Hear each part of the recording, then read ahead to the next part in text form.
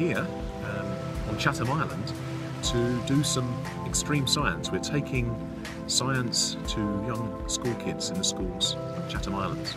So we'll be spending a few days here doing some really cool science experiments, doing some stargazing, doing talks in the pub, and hopefully by the time we leave, a lot of people here will be excited about physics and science, and some of them may want to go on and study it when they go to university later on. What do you think of these scientists coming here? Oh, fantastic.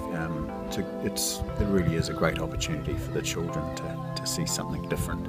Some teachers are scared of teaching science because of everything you have to have and think that you've got to have all the knowledge in behind it.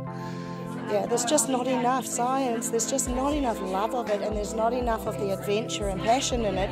And you look at people like this who are taking this time and it's like, that's big. It's really big for these children.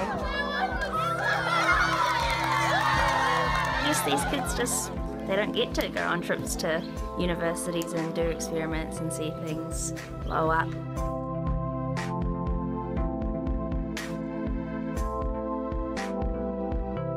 I liked the scientist, and I liked when I put my hand and he lit my hand on fire. Their body language, their faces are, they're just all lit up, they're excited, they're really into it.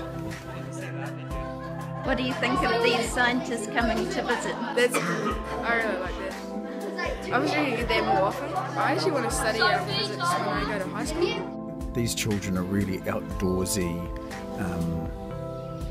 hands-on children, and science, I think, is all about hands-on and doing experience and making and observing, seeing how things work.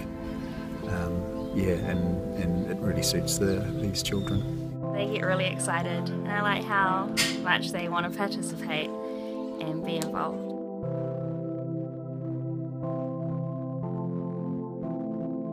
What do you think of these scientists coming here? It's cool. It's like a privilege.